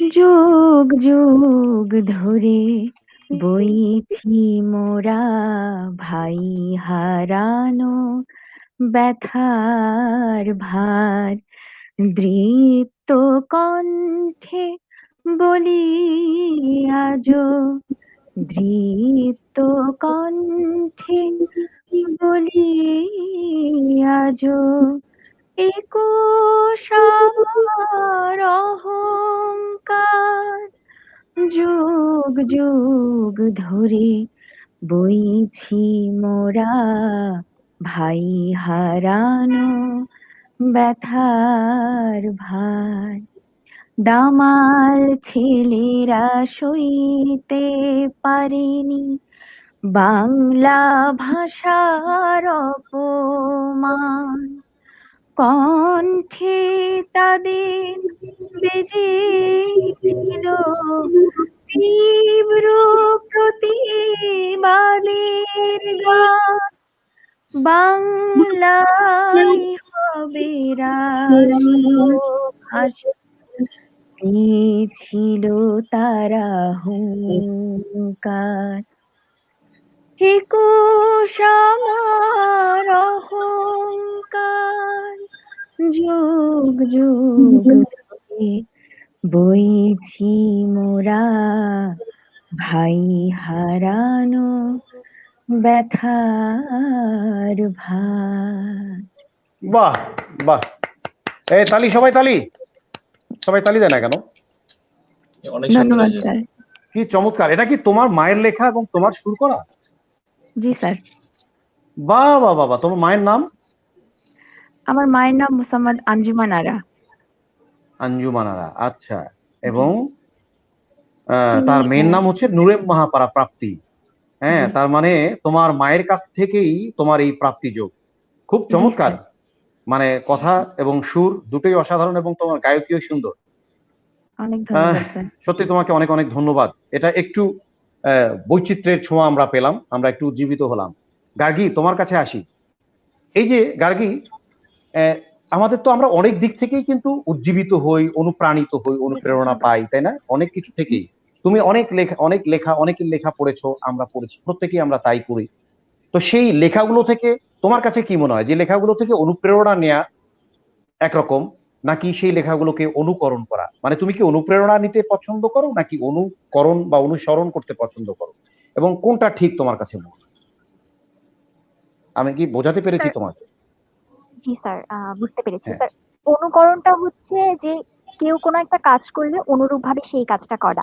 আর হুম। অনুসরণ হচ্ছে সেখান থেকে জ্ঞান নিয়ে এগিয়ে চলা। আর হুম। অনুপ্রেরণা হচ্ছে তার কাজটা থেকে আমি ভাববো যে আমাকে কাজটা করতে হবে। বাহ! ৩ রকম জিনিস। স্যার আমার কাছে মনে হয় যে ২য় এবং ৩য় যে জিনিসটা সেটা হচ্ছে শ্রেয়। যেমন হচ্ছে স্যার, আমি যদি একটা লেখা পড়ি, সেই লেখা থেকে আমি যখন অনুপ্রেরণা পাই যে এই ধাঁচের একটা লেখা আমাকে লিখতে হবে, বা এটার আমি একটা আমি রিভিউ করছি যে আমার কাছে পড়ে কেমন লাগছে। এটা স্যার আমার এখানে অনুপ্রেরণা হতে পারে। আর যখন স্যার আমি এই ওনার লেখাটা থেকে কারো একটা লেখা পড়ে অনুসরণ করি যে হ্যাঁ, উনি এই জিনিসটা এই দৃষ্টিতে দেখেছে। যেমন যদি আমরা স্যার আমাদের মানে শরৎচন্দ্র চট্টোপাধ্যায়ের লেখাগুলো দেখি যে উনি অনেক সময় মানে হচ্ছে আমাদের বিভিন্ন সমাজের যে কালচার গুলো নিয়ে অনেক সময় ব্রাহ্মণ প্রথা, ছোট করে দেখা মানুষকে, জাত ভেদ, এরপর দেশের মধ্যে যে এগুলো এসেছে, এরকম বিভিন্ন ধাঁচের লেখাগুলো উনি ওনার লেখার মধ্যে ফুটিয়ে তোলার চেষ্টা করেছে। বেশিরভাগ সময় উনি সমাজ ব্যবস্থাকেই উনি হচ্ছে মানে তুলে ধরেছে। তো সেখানে তার লেখাটা নিয়ে যদি আমি কখনো মানে তার লেখার ধাঁচটাকে সমাজ ব্যবস্থা নিয়ে যদি আমি কখনো লিখতে চাই, আশেপাশে কি ঘটছে, পারিবারিক বিষয়গুলোকে উনি কেন্দ্র করেছেন। কারণ স্যার আমাদের সমাজটা পরিবার থেকে। উনি যখনই একটা পরিবারকে ওনার একটা উপন্যাসের মধ্যে ফুটিয়ে তুলেছেন, তখন যেন মনে হতো যে হ্যাঁ, আমি দেখছি এই হয়তো হচ্ছে ভারতী এভাবে সব্যসাচী সাথীদার সাথে বসে হচ্ছে মাছ দিয়ে ভাত খাচ্ছেন। এই হয়তো এইভাবে ঘটনাটা ঘটছে। তো স্যার এভাবে হচ্ছে উনার লেখাটা অনুসরণ করে সমাজ ব্যবস্থা নিয়ে এভাবে ফুটিয়ে তোলা যায়। তো সেক্ষেত্রে স্যার অনুসরণ করা এবং অনুপ্রেরণা নিয়ে লেখাটাই আমার কাছে সবথেকে বেশি শ্রেয় আমি মনে করি। আর স্যার সমাজ ব্যবস্থা বা আশেপাশের বাহ! দারুণ! মানুষগুলোকে মানুষগুলোকে নিয়ে লেখাটা বা কি হচ্ছে আশেপাশে এই ঘটনাগুলোকে লেখা বা এগুলো ধরনের পড়াটা পড়তে আমি বেশি পছন্দ করি, স্বাচ্ছন্দ্য বোধ করি আমার দৃষ্টিতে। স্যার আমি মানে ছোট, ছোট মাঝে মধ্যে ২-৪ লাইনের অনেক কবিতা ধন্যবাদ লিখি তোমাকে। বা গল্পের মতো করে লিখি। এগুলো আমি হচ্ছে স্যার সমাজ নিয়ে বা আশেপাশের বিভিন্ন জিনিসকে উপমা ব্যবহার করে লেখার চেষ্টা করি। আচ্ছা, আচ্ছা। এটা ঠিক যে আমরা অনেকেই কিন্তু ওই কাজটা করি। অ্যা অনুপ্রেরণা নেই। আবার কেউ আবার কোনো লেখককে আমরা বলি যে আমি ওনাকে অনুকরণ করি। আসলে অনুপ্রেরণাটা নেয়া ভালো। কিন্তু কোন লেখককে অনুসরণ করা কিন্তু ভালো না। অনুসরণ করলে হবে কি স্বকীয়তাটা হয়তো থাকবে না, তাই না? তার মানে নিজস্বতাটা তৈরি করার জন্যই বরং নিজেকে নতুন করে ভাঙতে হবে, নতুন করে গড়তে হবে। আ সাকিব, জি স্যার। সাকিব তুমি তো বলছিলে যে তোমার কবিতায় আগ্রহ। আমরা সেই বিষয়গুলো নিয়ে কথা বলেছি। তোমার কাছে কি মনে হয় যে তুমি ঠিক ইংরেজি সাহিত্য নিয়ে পড়াশোনা করছো। সাহিত্যের মধ্যে কি এমন আছে যেটা কিনা অ্যা অন্য বিষয়গুলো থেকে একজন সাহিত্যের ছাত্রকে আলাদা করে ফেলে? তোমার কাছে কি মনে হয় যে সাহিত্যের মধ্যে তেমন কিছু আছে? এবং সেই সঙ্গে এই সাহিত্য তোমাকে নতুন কোনো দিগন্ত তোমার জীবনে উন্মোচন করতে পারে? তুমি নতুন কোনো অনুপ্রেরণা পাও সাহিত্য থেকে? কিংবা কবিতা লেখা থেকে তুমি নতুন কোনো অ্যা ব্যা স্বকীয়তা খুঁজে পাও, নতুন কোনো বিশেষত্ব খুঁজে পাও? কি পাও তুমি খুঁজে পাও আসলে তোমার এই সাহিত্যের মধ্যে বলো তো? আসলে স্যার সাহিত্য এমন একটা জিনিস যেখান থেকে আমরা মানুষ জনমানবের এবং দেশ বিদেশ এবং বিভিন্ন আহ, জিনিস সম্পর্কে বিভিন্ন আহ, জিনিস সম্পর্কে আমরা একটা ধারণা পেতে পারি। সাহিত্যের মাধ্যমে তার কবি সাহিত্যিকরা তাদের জনমানবের দুঃখ কষ্ট এবং আনন্দ সবকিছু তাদের সাহিত্যের ভাষায় এবং তার নিজের দৃষ্টিকোণে ফুটিয়ে তোলে। আর যদি আমার নিজের অনুপ্রেরণা কিংবা এমন কোনো দিকে যদি বিবেচনা করি, তাহলে সাহিত্যের মাধ্যমে বিভিন্ন ধরনের জ্ঞান অন্বেষণ আম, জ্ঞান অন্বেষণ তারপর বিভিন্ন ধরনের চর্চা, বিভিন্ন ধরনের সাহিত্যিক চর্চা, বিভিন্ন দেশ সম্পর্কে জানা এবং বিভিন্ন দেশের সংস্কৃতি সম্পর্কে জানা, এগুলো সবকিছুই আমাদের সাহিত্যের মাধ্যমে ফুটিয়ে তোলেন সাহিত্যিকরা। না ঠিক আছে, তুমি নিজে তো পড়াশোনার মধ্যেই থাকো, পড়তেও পছন্দ করো, কবিতা বেশি করে পড়ো, তাই তো? কবিতা বেশি করে পড়ো, তাই না? পড়তে আমার মনে হয় যদি বলি পড়ি তাহলে হ্যাঁ, কে সাকিব, যেন কি বলতে চাচ্ছে?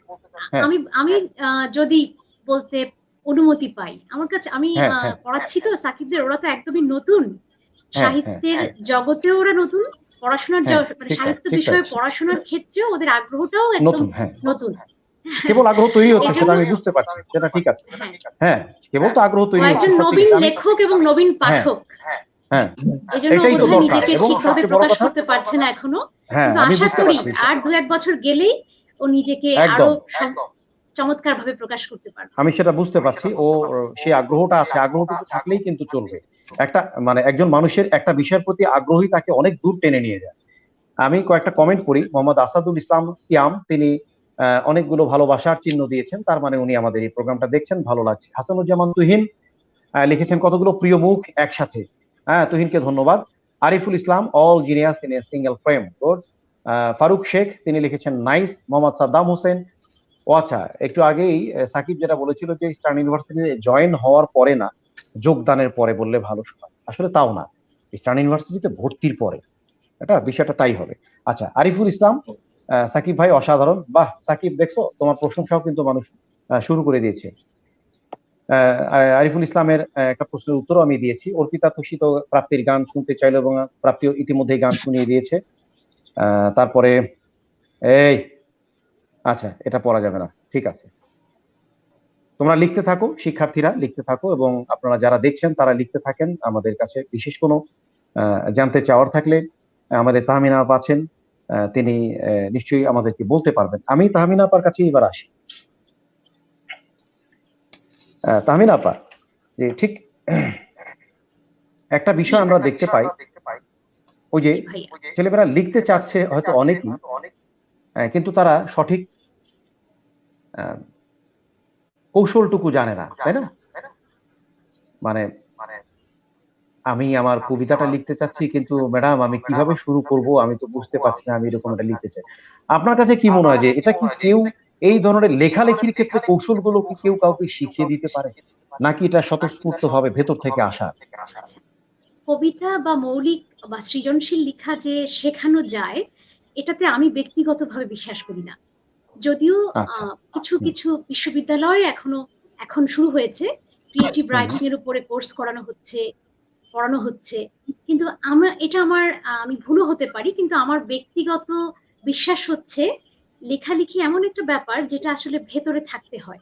আপনার ভেতরে এক ধরনের তাড়না কাজ করবে, এক ধরনের নিজেকে প্রকাশ করার একটা তাড়না সবসময় আপনাকে তাড়িয়ে নিয়ে বেড়াবে। আপনার কাছে মনে হবে যে আপনি যা ভাবছেন সমাজকে সেটা পৌঁছে দেওয়ার একটা দায়িত্ব আপনার আছে, এবং লেখা আসবে।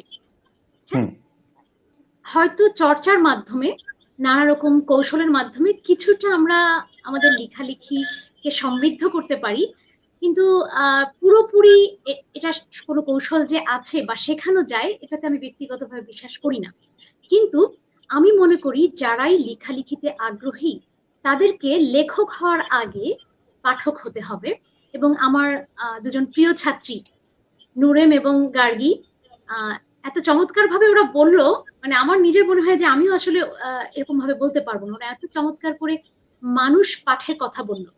হ্যাঁ, আমার কাছে মনে হয় জীবনকে দেখা, খুব গভীরভাবে জীবন নিয়ে ভাবা কিংবা পর্যবেক্ষণ করা এবং প্রচুর পড়ার অভ্যাস নিজেকে সমৃদ্ধ করবে, শব্দ ভান্ডারকে সমৃদ্ধ করবে, এবং লেখালেখি তাহলে এমনি আসবে, স্বতঃস্ফূর্ত ভাবে আসবে।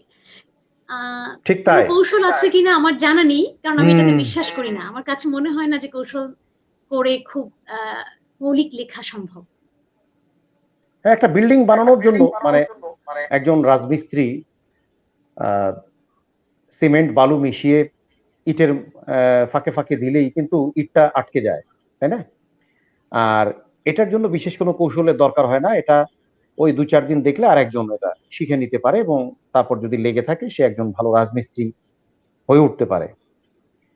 একইভাবে অন্যান্য যত পেশা আছে সব ক্ষেত্রেই কিন্তু একই রকম বিষয়গুলো, যে শিখে নেওয়া, ধীরে ধীরে শিখে নেয়া যায়। কিন্তু এই লেখালেখি বলেন, গান বাজনা বলেন বা সৃষ্টিশীল যত কর্ম, শিল্প, সাহিত্য, সংস্কৃতির যত ধরনের শাখা, এই শাখাগুলোতে যারা বিচরণ করতে চায়, যারা আসতে চায়, এটা আসলে ভেতর থেকে হয়ে আসার বিষয়। আমিও বরাবরই তাই মনে করি। আমার কাছে বারবারই মনে হয় একজন শান্তিনিকেতন থেকে সঙ্গীতের উপরে পিএইচডি করে আসলো, কিন্তু দেখা গেল তার ভেতরে ওই সুরটুকু আসলে নেই, যেটা কিনা সৃষ্টিকর্তা উপর থেকে যদি না দেন, এটা কতটুকু চর্চা করে খুব বেশি শানিত করা যায় বলে আমার কাছেও মনে হয় না। তার মানে এগুলো ভেতর থেকে আসার বিষয়, হয়ে আসার বিষয়। সেটা শুধুমাত্র এবং এবং এটাও ঠিক যে সেটা ভেতর থেকে যখন আসবে, কেউ তাকে কিন্তু দাবিয়ে রাখতে পারে না। মানে ছাই চাপা দিয়ে রাখা কিন্তু যায় না। যে আগুন জ্বলে ওঠার সেটা কিন্তু জ্বলে ওঠেই, তাই না? আমরা হয়তো সে কারণেই দেখতে পাই পৃথিবীর সবচেয়ে বড় বড় শিল্পী, সাহিত্যিক, কবি, বুদ্ধিজীবী যারাই লেখালেখিতে যারা বা শিল্প সংস্কৃতির বিভিন্ন অঙ্গনে যারা প্রতিষ্ঠিত হয়েছেন, তাদের ক্ষেত্রে বিষয়গুলো একইভাবে দেখা যাচ্ছে। না হলে লালনের সৃষ্টি হতো না, না হলে রবীন্দ্রনাথের সৃষ্টি হতো না, না হলে নজরুল জন্মাতেন না। না, আচ্ছা, যাই হোক। কিছুটা আমি বলতে চেয়েছিলাম যে কিছুটা হ্যাঁ। হয়তো উন্নত হওয়া সম্ভব, সমৃদ্ধ নিজেকে চর্চার মাধ্যমে তো আসলে যেকোনো কিছুই যে অবস্থানে আছে তার চেয়ে আরেকটু ভালো করা সম্ভব, আরেকটু সমৃদ্ধ করা সম্ভব। হ্যাঁ, কিন্তু হ্যাঁ। ভেতরে যদি না থাকে, যেমন আমি হুম। গান খুব ভালোবাসি কিন্তু আমার গলায় ওরকম হুম। সুর নেই। আমি যতই ভালোবাসি গান, আমার মনে হয় না যে আমি কোনোদিন গায়ক হতে পারবো। তো হুম। লেখার ক্ষেত্রে, লেখক হওয়ার ক্ষেত্রে আমার কাছে মনে হয় ওই অঙ্কুরটা, বীজটা ভেতরে থাকতে হয়। হ্যাঁ, চিন্তা ভাবনার যে জায়গাটা, বোধটা, পর্যবেক্ষণ করার যে ক্ষমতাটা, হ্যাঁ, পড়ার যে অভ্যাসটা, এগুলো বা স্বতঃস্ফূর্ত ভাবে লেখা আসবে, ওটা ভেতরে থাকলে আমি আরেকটু সমৃদ্ধ করতে পারবো চর্চার মাধ্যমে। কিন্তু একেবারেই কৌশল শেখানো যায় বলে আমি এটাই বলতে চেয়েছি। ঠিক তাই। গার্গী,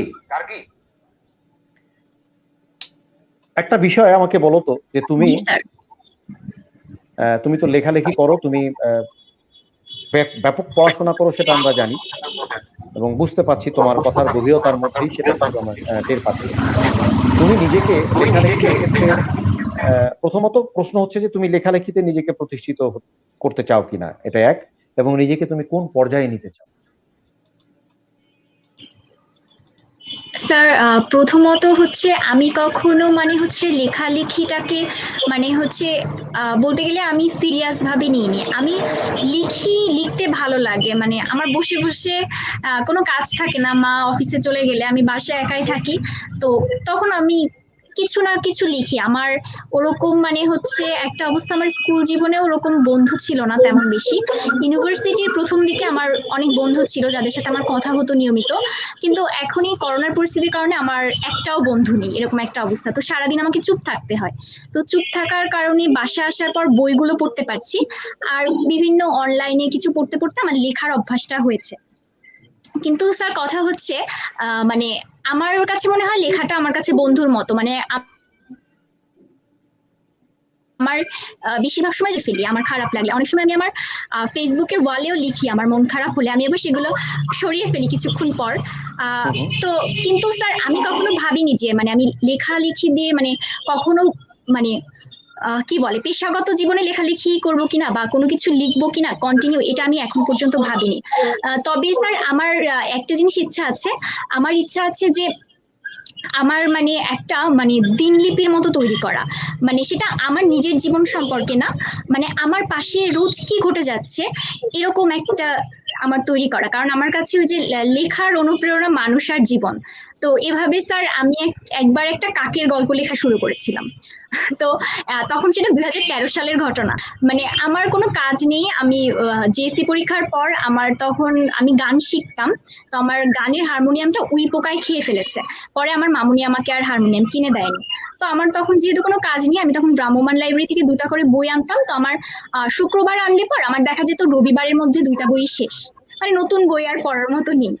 তো হুম। পরে দেখা গেছে যে আমি কি করব, আমি লিখতাম। আমার বাবা হচ্ছে ওই যে জজ কোর্টের অ্যাডভোকেট, ওনার কাছে ওই যে কাগজগুলো থাকতো, তো এক সাইডের পেজে লেখা থাকতো আর অন্য সাইডটা হচ্ছে ফটোকপি করার কারণে সাদা থাকতো। তো আমাকে হুম। ওই কাগজগুলো দিত যে ওটার মধ্যে যেন আমি কিছু লিখি বা ছবি আঁকি এরকম। তো আমি করতাম কি, ওই মোটা মোটা কাগজের মধ্যে আমি লিখতাম, আমার যা মন চাইতো আমি লিখতাম। এমন আছে আমি চিঠি লিখতাম শুধু শুধু। তো ওই লেখালেখি থেকে স্যার আমি একবার কাকের গল্প লেখা শুরু করেছিলাম। তো আমি এটা ছন্দের মতো অনেক বড়, প্রায় হচ্ছে স্যার 26 পৃষ্ঠার মতো আমি লিখেছিলাম। তো কখনো এটাকে আমি আমার মানে আহ কিছু নিয়ে আগাবো এরকম কখনো কিছু ভাবিনি স্যার, এরকম একটা অবস্থা। এবং মজার কথা হচ্ছে স্যার, জানেন ওই কাকের যে গল্পের কাগজটা না, মানে আমি এই করোনার মধ্যে হঠাৎ করে খুঁজে পেয়েছি এরকম। তারপর আমি একবার লেখা শুরু করেছিলাম, একটা মেয়ে আমার কল্পনায় আসতো, তো ওই মেয়েটাকে নিয়ে আমি লেখা শুরু করেছিলাম। তো ওইটাও হচ্ছে আমার কাছে ওই পাণ্ডুলিপিটা মানে অসমাপ্ত পড়ে আছে। এটা হয়তো স্যার হতে পারে আমার আলস্যের কারণে, আমি প্রচুর অলস। তো সেক্ষেত্রে স্যার লেখাটা আমার কাছে বন্ধু হিসেবে এখন আছে। তো এই বন্ধুত্বটাকে মানে হচ্ছে কোনো সম্পর্কে বাধার চিন্তা আমি এখনো করিনি। আচ্ছা আচ্ছা আচ্ছা আচ্ছা। তবে সম্পর্কে বাধার চিন্তা করো না করো, তুমি কাকের গল্পের সেই পাণ্ডুলিপিটা ওটা শেষ করে ফেলো। আমার কাছে মনে হয় নিশ্চয়ই সেই জেএসসির পরে থেকে শুরু করে তোমার ওই লেখাটা তোমাকে নিশ্চয়ই অন্য কোনো একটা মাত্রা দেবে। এরই মধ্যে অনেকেই কমেন্ট করেছে, ভালো ভালো কিছু কথা লিখেছে। আচ্ছা, মোহাম্মদ সাদ্দাম হোসেন লিখেছেন, লেখা বিষয়ে কর্মশালায় পুরস্কার দানের ব্যাপারে কর্তৃপক্ষকে আরো সচেতন হওয়া জরুরি। আচ্ছা, তারপরে জাবির হাসান লিখেছেন, স্যার আমার মনে হয় আমাদের এই ক্লাবটা যদি রাইটার হান্টিং করতো তাহলে অনেক ভালো হতো এবং অনেকেই আরো আগ্রহ পেত। তাহমিনা ম্যাডাম, আপনি নিশ্চয়ই এটা নিয়ে একটু কথা বলবেন। আর ওফ, আচ্ছা, আমার কাছ থেকে গান রাইটার শুনতে চাই হান্টিং কেন? বলতে হুম, আসলে কি হুম, বোঝানো হয়েছে আমি ব্যাপারটা বুঝিনি। লেখক আচ্ছা, খুঁজে বের করা। হুম, সেটাই হবে আমরা হয়তো। তো প্রতি সেমেস্টারেই এক বা দুটি প্রতিযোগিতার আয়োজন করে থাকি। তো হুম, ওখান হুম, হুম, থেকেই তো আসলে লেখক, নতুন লেখক আসে। হ্যাঁ, হুম, হুম, আর আলাদা করে আমরা এখনো ভাবিনি, আমরা তাহলে ভাববো। আমি তাহলে যিনি মন্তব্য করেছেন তাকে অনুরোধ জানাবো আমাদেরকে একটু বিস্তারিত ধারণা দিতে, যাতে আমরা এই বিষয়টা নিয়ে কোনো আচ্ছা, পরবর্তীতে কোনো পদক্ষেপ নিতে পারি। হুম, তারপরে যেমন আমরা কিন্তু আজকে যারা কথা বলছে, এই যে নুরেম, হুম, যে যিনি আমাদের ক্লাবের প্রেসিডেন্ট, গার্গী, এদের কাউকে, ওরা তো সব লয়ের ছাত্রী দুজনই। হুম, আমি কিন্তু হুম, ওদেরকে লেখালেখির মাধ্যমেই চিনেছি। ওরা দুজনই প্রতিযোগিতায় অংশগ্রহণ করেছে যখন, তারপরে ওরা কিন্তু ক্লাবে এসছে লেখক হিসেবে। ওদেরকে যে আমি চিনি, ওরা যে এত চমৎকার কথা বলছে, আমি বারবার মুগ্ধ হয়ে যাচ্ছি। হ্যাঁ, আমার তো মনে হয় না যে আমিও এত গুছিয়ে কথা বলতে পারবো। যেমন গার্গী এত গুছিয়ে সুন্দর করে বলে, এই যে ওর যে ভাবনা, এত চমৎকার করে গোছানোর যে প্রক্রিয়াটা, এটা তো আমার কাছে মনে হয় লেখা এবং পড়ার অভ্যাসের ফল। হ্যাঁ, তো এই ঠিক যে তাই, লেখক খুঁজে বের করা, আমরা তো প্রতিযোগিতা করেই যাচ্ছি।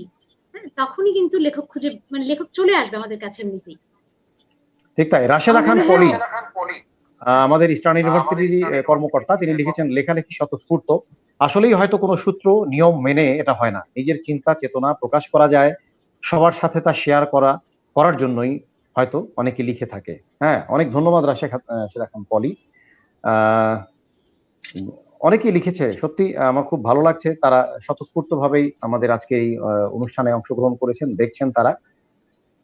আর আমি একটু প্রাপ্তির কাছে আসি। প্রাপ্তির তো আমরা সুন্দর একটা গান শুনলাম এবং তার নিজের সুর করা গান, তার মানে সৃষ্টিশীল কাজের সাথে প্রাপ্তি জড়িত আছেই, সেটা বোঝাই যায়। এবং প্রাপ্তির ওই গান আমাদেরকে এটুকু বুঝিয়ে দেয় যে প্রাপ্তি শুধু গায়িকাই নয়, প্রাপ্তি একজন সুরকার, প্রাপ্তি একজন লেখক। প্রাপ্তি, তোমার কাছে কি মনে হয়, গার্গী যেভাবে বলল যে গানের লেখালেখির সাথে তার সেরকম কোনো গাঁটছাড়া বন্ধন এখনো হয়তো তৈরি হয়ে ওঠেনি, কিংবা এটাকে বন্ধু হিসেবে সে গ্রহণ করবে কিনা সে ব্যাপারটা নিয়েও তার অনিশ্চয়তা আছে, তার মধ্যে এখনো দোলাচল আছে। তোমার কাছে কি মনে হয় প্রাপ্তি, তুমি কিভাবে দেখো ক্যারিয়ার গঠনের জন্য এই লেখালেখিকে তুমি কি কোনো তোমার জীবনের অনুষঙ্গ হিসেবে বেছে নিতে চাও? স্যার, গার্গী যেটা বললো যে ও লেখালেখিকে আসলে ওভাবে জীবনের সঙ্গে জড়িয়ে নেবে কিনা এ বিষয়ে হুম, এখনো হুম, সিদ্ধান্তে আসতে পারেনি। কিন্তু হুম, আমার মনে হয় যে আমরা যে শিক্ষা ব্যবস্থার মধ্যে দিয়ে আসলে বেড়ে উঠি, হুম, এই পুরো শিক্ষা ব্যবস্থাটা কিন্তু আমাদেরকে মানে লেখার জন্যই সবচেয়ে বেশি উৎসাহিত করে। আমরা প্রত্যেকটা পরীক্ষায় লিখেই আসলে পাশ করি বা ভালো ফলাফল করি। কাজেই লেখালেখি কিন্তু আসলে আমাদের জীবনের আসলে অংশ। আমরা যদি জীবনে একটি গল্প না লিখি, তবু একটি পুরো অধ্যায়কে পড়ে সেটিকে খুব ছোট করে পরীক্ষার খাতায় আমাদেরকে লিখেই আসতে হয়। যে কারণে আসলে আমরা যদি কখনো একটি গল্প নাও লিখি, একটি উপন্যাস না লিখি, একটি কবিতা নাও লিখি, তারপরেও আমাদের জীবনে আমাদের নিজের লেখা কিন্তু রয়েই যায়, যা আসলে আমাদেরকে হয়তো অদূর ভবিষ্যতে একজন আইনজীবী করবে বা একজন বিচারক করবে বা একজন গবেষক করবে, সেটি কিন্তু আমরা আসলে লেখার মাধ্যমেই হয়ে উঠবো। যদিও এখন অনলাইন সিস্টেমে কিছুটা পরিবর্তন হয়েছে, আমাদেরকে বলেও খানিকটা পরীক্ষা দিতে হয়, কিন্তু যদি আমরা আসলে আগের অবস্থাটা চিন্তা করি, করোনাকালীন সময়ের আগের, আমাদের কিন্তু লেখালেখির জায়গাটাই আসলে বেশি সমৃদ্ধ করেছে আমাদেরকে। আর আমার ওভাবে আসলে এখনো আমারও ওরকম কেবল লেখালেখিকেই জীবনের সঙ্গে বেঁধে ফেলার ইচ্ছাটা এখনো পর্যন্ত নেই। কিন্তু আমি যে লিখতে পারি বা আমার আমার লেখা যে কোনো একটা গল্প যে ভালো লাগতে পারে, এটি বুঝতে সাহায্য করেছে আমাকে এই রাইটার্স ফোরাম আসলে। ঠিক তাই, ঠিক তাই। আমি কিন্তু তার মানে আমার প্রশ্নটা আসলে দেখো, তোমরা সবাই এখনো একেবারেই হয়তো প্রাথমিক লেখালেখির প্রাথমিক পর্যায়ে আছো। তার মানে জি স্যার। এখনই তোমাদেরকে আমার এই প্রশ্ন করার কোনো যুক্তিই নেই যে লেখালেখিটাকে তোমরা ক্যারিয়ার হিসেবে বেছে নিতে চাও কিনা। এটা কোনো হয়তো অযৌক্তিক একটা প্রশ্ন, কিন্তু আমরা তো স্বপ্ন দেখতে চাই, তাই না? কল্পনা অবশ্যই। করতে চাই, আমি ভাবতে চাই আমি একটা সময় অমুক বড় একটা জায়গায় আমি যেতে চাই, অমুক লেখকের মতো বা অমুক কবির মতো আমি নিজেকে সেই জায়গায় দেখতে চাই। আমরা তো এই কল্পনাটা তো করি, তাই না? জি স্যার। কল্পনার জগতে আমরা ভাসতে চাই। তো সেই জায়গাটাতেই আসলে আমরা কি কতটুকু আমরা বিবেচনায় নিচ্ছি যে আমি আমি হতে চাই অমুকের মতো, আমি হতে চাই অমুকের মতো, কিন্তু অমুকের মতো না, আমি আসলে নিজেকেই ওরকম একটা সমমানের পর্যায়ে নিয়ে যেতে চাই। হ্যাঁ, তো স্যার, আমি আমরা এখানে এই একটু যোগ করতে চাই।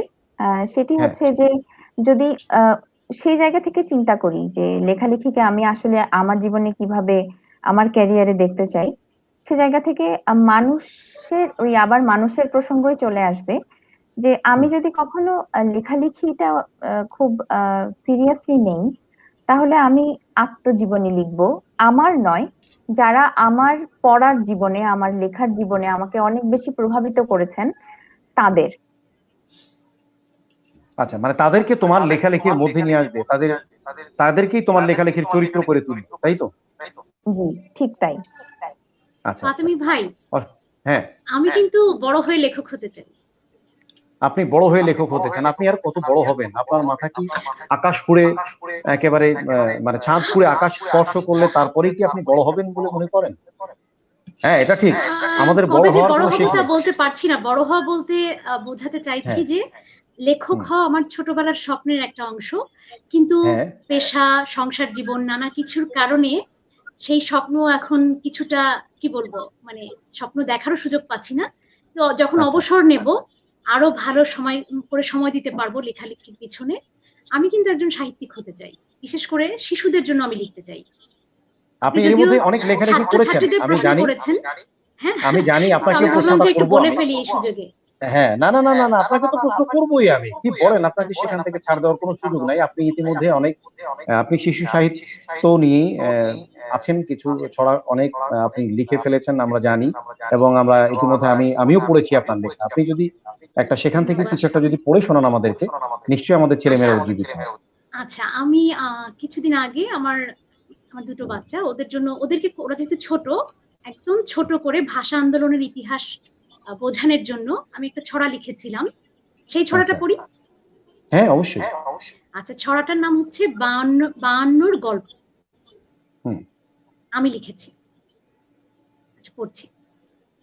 একটা ছিল দুষ্টু লোক, জিন্নাত তার নাম, বলল এসে বাংলাদেশে বাংলার নাই দাম।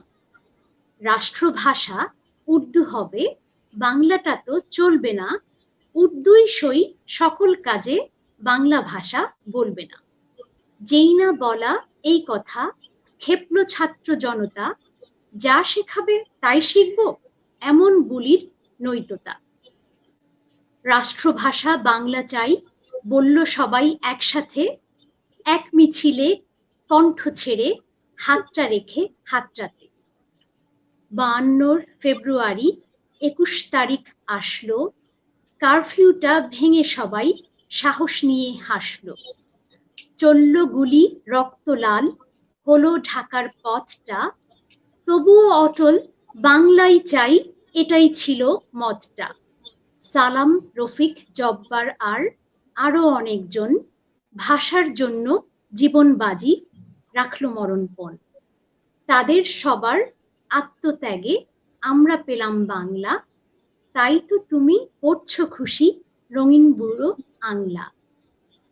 ভুলো না মা তাদের কথা, যতই শিখো ভিন ভাষা, রেখো ধরে যতন করে ভাষার প্রতি ভালোবাসা।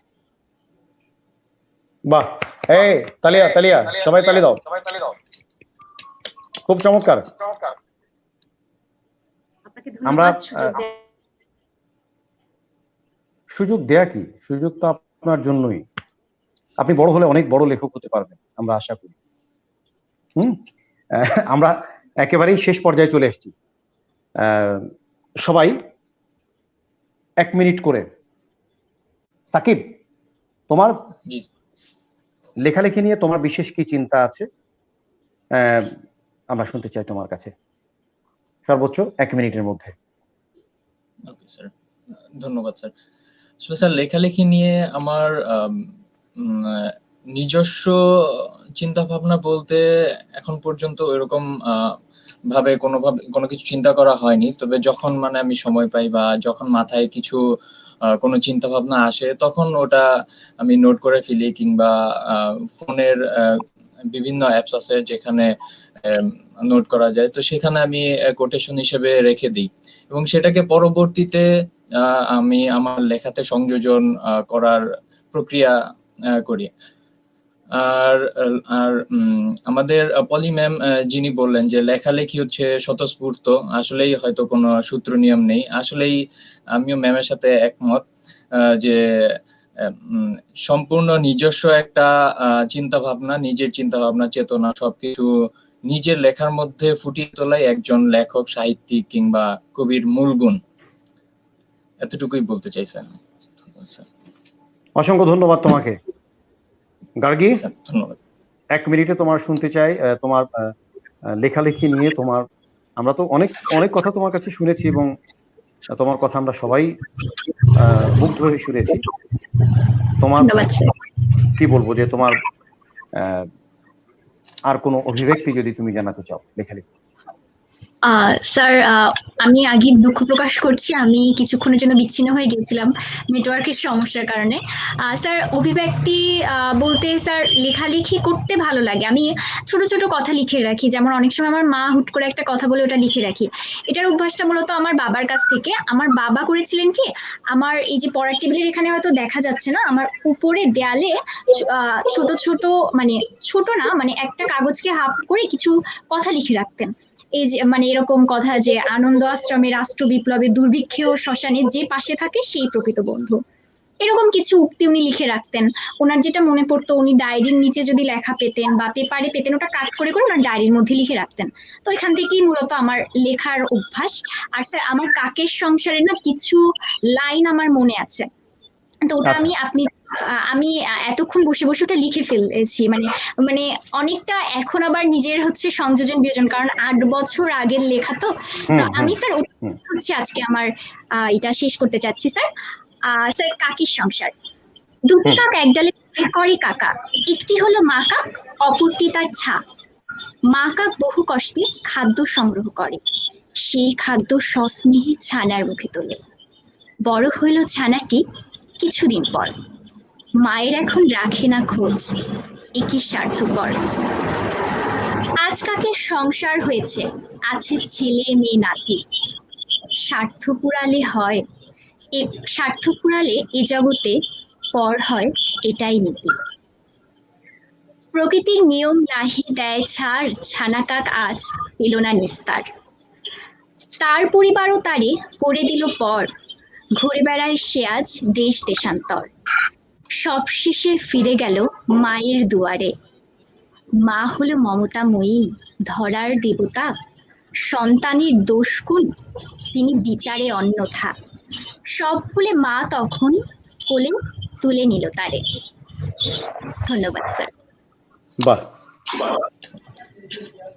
খুব সুন্দর। হ্যাঁ, তোমার 8 বছর আগের লেখা যেহেতু খুব সুন্দর করেছো। কিছু কলম চালাতে হবে, নিশ্চয়ই এটা একটা ভালো সাহিত্য হয়ে উঠবে, আমাদের সেই প্রত্যাশা। আর প্রাপ্তি 1 মিনিটে। স্যার লেখালেখির জগতে যত প্রথিতযশা মানুষ আমাদের সাহিত্যে আছেন, তাদের পুরোপুরি না জেনে বা তাদের সম্পর্কে সম্যক ধারণা না রেখে আমি লেখা নিয়ে কি ভাবছি তা এখনই আমার পক্ষে বলা সম্ভব না। তবে আমার নিদ্রাহীনতার সমস্যা আছে। গতকাল পুরো রাত জেগেছিলাম, একটি কবিতা লিখেছি, সেটি পড়ে আমার কথা আজকের মতো শেষ করতে চাই। বাহ, কবিতার নাম এখনো ঠিক করিনি, পড়ছি। ঠিক আছে। সপ্তাহ যায়, মাস চলে যায়, চলে যায় কত কত দিন, অগত্যা অর্থহীন। এক সন্ধ্যায় বোকা বোকা সুখ ঘোর, ঘর শটান পাঁজর, তবু মগজে অসংলগ্ন যুক্তিতর্ক। পৃথিবীতে এক স্তব্ধ রাতে মন বনে যায় বেদুইন। হঠাৎ বোধহীন, নির্লিপ্ত, খানিক বিকারহীন। পরিপাটি গৃহী, তোমারও কি এমন হয়? অকারণ নির্ঘুম রাত, হিসাবের ছেঁড়া খাতায় পড়েছে ধুলার আস্তরণ। মুছে গেছে দিন, ক্ষণ কিংবা দীর্ঘ দীর্ঘ প্রহর। টালি খাতায় পড়ে আছে বোবা সম্পর্ক, ঝাপসা অথবা তামাদি দেনা পাওনা। বেহিসাবি হিসাবে ভরপুর, জীবন কি তাই নদীর মৃত্যুর মতো উর্বর? ধন্যবাদ। সুন্দর, অসাধারণ, খুব সুন্দর, খুব সুন্দর। চমৎকার। হ্যাঁ, তামিন আপা, আপনি ধন্যবাদ। এবার বলে দেন ছেলেমেয়েরা ইস্টার্ন ইউনিভার্সিটিতে যারা পড়াশোনা করছে বা যারা আসবে, আপনার এই রাইটার্স ফোরামে কেন তারা আসবে? হ্যাঁ, কি এমন বিশেষ Writers কারণ Forum আছে? কেন তারা আসবে? হুম, আচ্ছা, কেন আসবে আমি রাইটার্স ফোরাম, তাদেরকে খুব কি ভেবে বলতে পারছি না। আমি আমার কাছে নিজের অনুধাবন থেকে বলি, লেখালেখি আমার কাছে এক ধরনের থেরাপির মতো মনে হয়।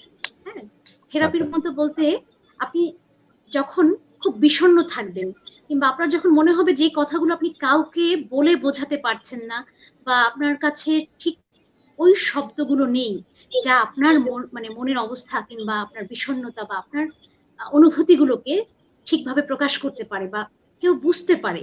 হ্যাঁ, এই এই সময়ও কিন্তু লেখা আপনার বন্ধু হয়ে দাঁড়াতে পারে। আমার কাছে লেখালেখিকে এক ধরনের এরকম থেরাপির মতো মনে হয়। মনে হয় যে এক আচ্ছা, ধরনের নিঃসঙ্গতার সঙ্গী। হ্যাঁ, হুম, শুধুমাত্র হুম, যে ক্যারিয়ারের জন্য কিংবা ভালো লেখক হওয়ার জন্য কিংবা কোনো জাগতিক প্রাপ্তির জন্য লিখতে হবে, আমি আমার ছাত্রছাত্রীদের এ কথা বলবো না। আমি বলবো যে লেখা একটা আশ্রয় হতে পারে। যারা লিখতে ভালোবাসে, যারা পড়তে ভালোবাসে, তাদের আমি জানাবো যে এটাকে সঙ্গী করে যদি আমরা নিতে পারি, জীবন চলার পথে আমরা কখনো একা হব না। আমাদের বন্ধুরা ছেড়ে যেতে পারে, আমাদের সঙ্গী বিচ্ছেদ ঘটতে পারে, তাই না? জীবনে নানা কিছু হতে পারে, কিন্তু আমরা যদি লেখার প্রেমে পড়ি, আমরা যদি বইয়ের প্রেমে পড়ি, আমাদের পুরোপুরি নিঃসঙ্গ, পুরোপুরি একা কখনো হতে হবে না। তাই একজন সঙ্গী পাওয়ার জন্য, হ্যাঁ, আমার মনে হয় সবার বইয়ের কাছে, লেখার কাছে আশ্রয় আমরা নিতে পারি। এটুকুই বলার আছে। ঠিক তাই। মানে লেখালেখিটা এমন, আমার আমার বিবেচনায়, যে আমার কিচ্ছু করার নেই এই মুহূর্তে, হ্যাঁ, কেউ পাশে নাই, আমি ঠিক এই সময়ে হয় ভালো চিন্তায় ডুবে থাকতে পারি অথবা খারাপ চিন্তায় ডুবে থাকতে পারি।